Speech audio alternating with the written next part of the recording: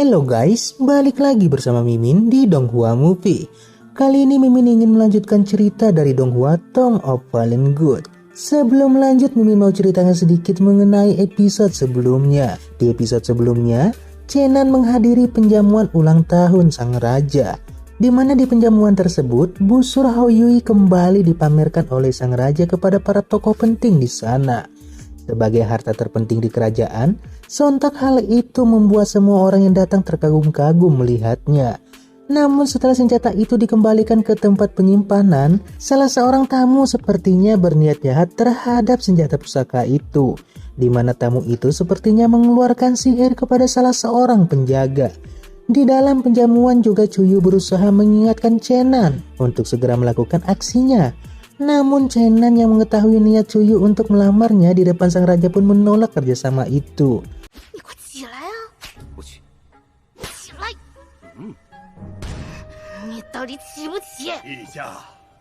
Dan di saat itu, kesempatan itu diambil alih oleh Lingkong untuk mencoba mendapatkan persetujuan dari sang raja untuk menentukan tanggal pernikahannya dengan Chuyu. Di dalam penjamuan menjadi ribut. Semua mendukung si Malingkong.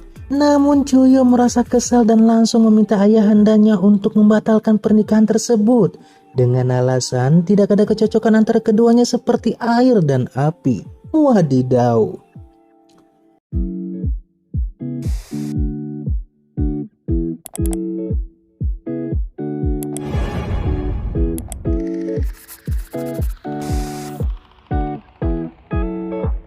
Di awal film kita diperlihatkan di mana penjaga kehilangan busur Hao Yui.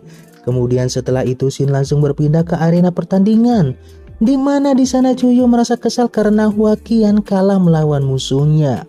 Di sana Chuyu bahkan mengancam apabila Hua Qian mati maka mereka semua akan dikubur bersamanya. Namun di saat perseteruan antara Chuyu dan juga salah satu tamu kerajaan, tiba-tiba Sai Huan meminta lawan berikutnya tanpa melakukan ganti pemain.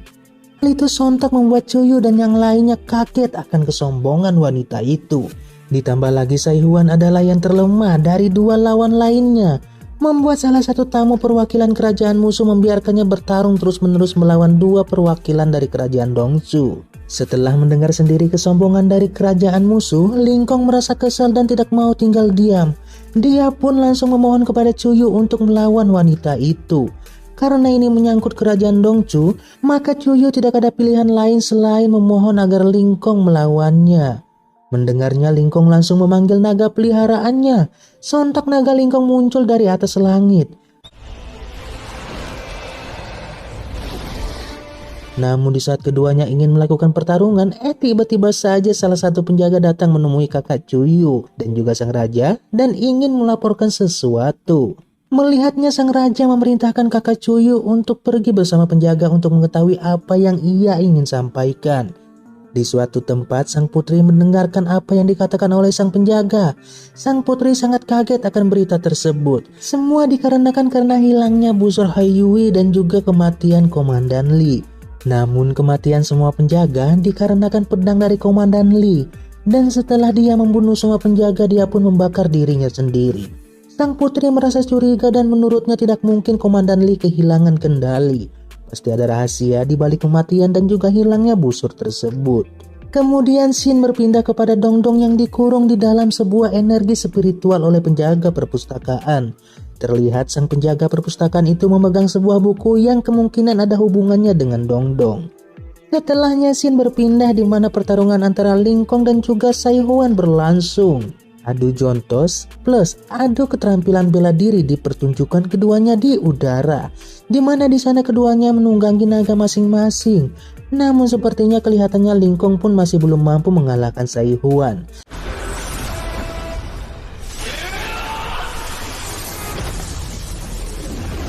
Setelah keduanya beradu pukulan, Lingkong memerintahkan Pailong untuk mengeluarkan jurus andalannya. Namun serangan Pailong berhasil dihentikan dengan semburan dari naga Sai Huan. Penonton yang terkagum-kagum karena pertarungan keduanya sempat bersemangat dan menikmati pertunjukan itu. Di sana juga sang putri kembali ke tempat duduknya dan menanyakan bagaimana situasi pertandingan tersebut. Chuyu pun menjawab jika pertandingan masih seimbang. Namun Chenan menyangkal perkataan dari Chuyu, di mana Chenan mengatakan jika si Malingkong tidak akan menang dalam pertandingan tersebut. Tentu Chuyu merasa kalau Chenan hanya mengada-ngada. Chuyu pun penasaran dan bertanya kenapa Chenan begitu yakin jika si Malingkong tidak bisa mengalahkan Sai Huan.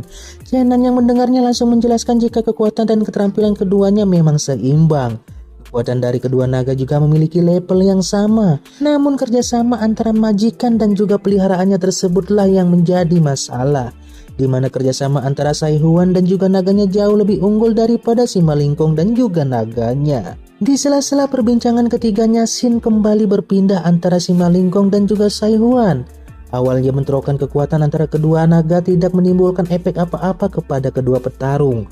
Namun setelah Sai Huan meniupkan peluit, tiba-tiba saja naga si Malingkong kehilangan kendali. Setelah mendengar peluit itu, Chenan merasa sangat familiar dengan suara peluit itu. Namun di saat Chenan mengatakan, Chuyu langsung bertanya. Hal itu membuat Chenan tidak ingin mengatakan apa-apa lagi kepada keduanya. Di udara, naga si Malingkong masih tidak bisa dikendalikan. Namun tepat di saat yang sama, Sai Huan langsung mendaratkan dirinya di punggung naga si Malingkong. Di sana, Sai Huan meminta agar si Malingkong mau bekerja sama dengannya. Karena kabut yang begitu tebal membuat semua yang menonton pertandingan tidak bisa melihat apa yang terjadi di atas antara si Malingkong dan juga Sai Huan. Setelah beberapa saat terlihat kedua sosok saling mengarahkan senjata mereka ke leher masing-masing. Hal itu membuat pertandingan tersebut menjadi seimbang. Setelah melihat hasil itu, salah satu kandidat kerajaan musuh langsung menyanjung kemampuan keluarga Sima. Tidak hanya itu, kandidat kerajaan juga menyatakan kepada sang raja jika mereka telah memenangkan pertandingan tersebut karena 1 kali menang dan 1 kali seri. Kandidat itu juga menuntut hadiah yang dijanjikan sang raja kepada mereka. Namun Chuyu masih belum terima akan kekalahan seperti itu. Dia pun menunjuk Chenan sebagai kandidat terbaiknya yang masih belum turun tangan. Belum lagi dukungan sang raja kepada Chenan. Ditambah lagi Chuyu sempat membocorkan jika Chenan bisa mengendalikan busur Hoyui. Setelah mendengarnya, kakak Chuyu sontak menyuruh adiknya berhenti berbicara. Chenan yang mendapat sanjungan dari Chuyu dan juga sang raja merasa sangat malu. Namun seperti biasa Chuyu kembali meremehkan Chenan karena menurutnya apa yang bisa dilakukan Chenan selain mengendalikan busur tersebut. Namun di sela-sela perbincangan keduanya dikejutkan dengan hilangnya busur Hoyui tersebut dari kakak Chuyu. Singkat cerita, si Malingkong pun turun dari udara. Di sana dia mendapat pujian karena kehebatannya. Belum lagi Chenan didesak penonton untuk segera turun ke arena pertandingan. Namun karena hilangnya busur tidak boleh sampai terdengar semua tamu, kakak Chuyu pun memutuskan agar tidak perlu mempertunjukkan busur tersebut. Dan sebagai gantinya, dia pun akan ikut bertarung. Mendengarnya semua kaget, termasuk kandidat Heyu pun sedikit membuat suasana menjadi panas dengan mengatakan jika Chenan itu sebenarnya tidak bisa bertarung. Sehingga harus membuat sang putri turun tangan sendiri melawan para petarung mereka. Chenan yang mendengarnya sedikit emosi. Dia memutuskan untuk bertarung di arena tersebut. Chenan juga meminta izin langsung kepada sang raja untuk segera bertarung. Raja yang mendengarnya langsung mengizinkan Chenan untuk bertarung. Walaupun kedua kakak beradik merasa Chenan tidak memiliki kemampuan, namun Chenan akan tetap melakukan pertarungan atas kemauannya sendiri. Padahal sudah sangat keren ini MC kita. Namun saat ia akan turun ke arena, dia kaget dan merasa takut karena ketinggian tempat dia turun. Kemudian karena ketakutannya dia pun memilih untuk melewati tangga untuk turun ke bawah. Jancok.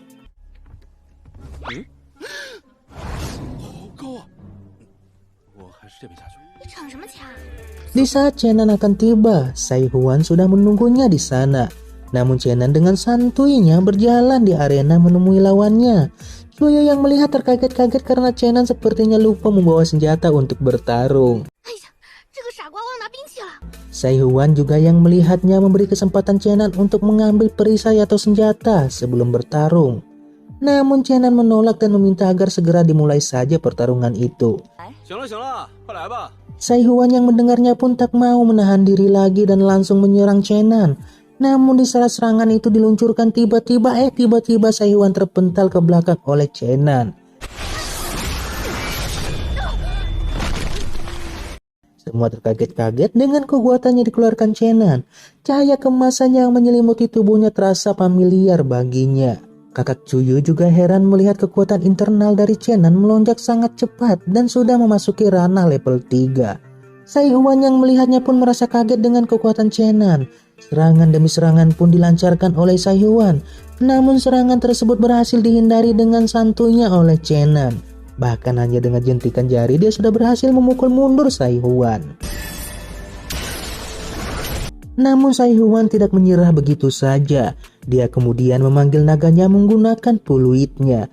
Namun di saat bersamaan Chenan ingin menunjukkan keahliannya yang sebenarnya, di mana di saat sang naga terbang di udara, Chenan tiba-tiba mengeluarkan aura mengerikan dan menciptakan naga emas melalui energi spiritualnya.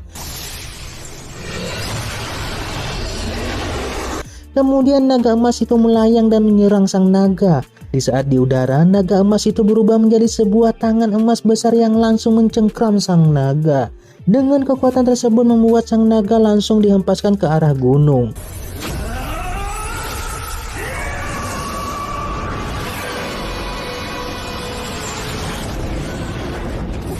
Setelah melihat ini, semua penonton sangat kaget. Semua bertanya-tanya keterampilan macam apa itu. Bahkan sang raja yang tadinya duduk tenang ikut berdiri menyaksikan kekuatan Chenan. Sai Huan pun yang melihatnya bertanya keterampilan apa yang ia gunakan. Chenan pun dengan santuinya mengatakan itu adalah tangan penangkap naga.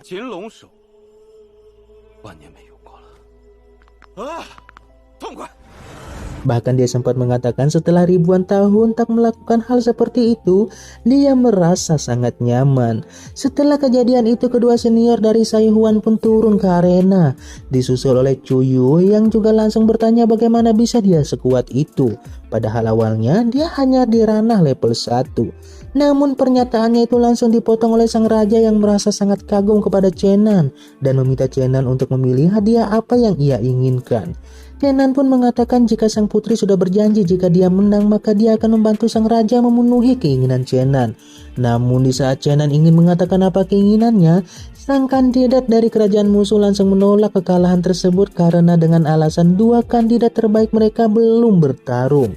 Chenan yang sudah tahu akan hal itu langsung meminta agar ketiga kandidat itu langsung menyerangnya secara bersama-sama. Semua kaget dan yang paling kaget pastilah Cuyu. Dia tidak berharap Chenan untuk mati secepat itu. Ditambah lagi semua setuju termasuk sang raja. Bahkan jika dia berhasil menang, apapun keinginan Chenan maka ia akan langsung kabulkan. Mendengarnya Chenan langsung mengutarakan apa keinginannya, di mana keinginannya itu adalah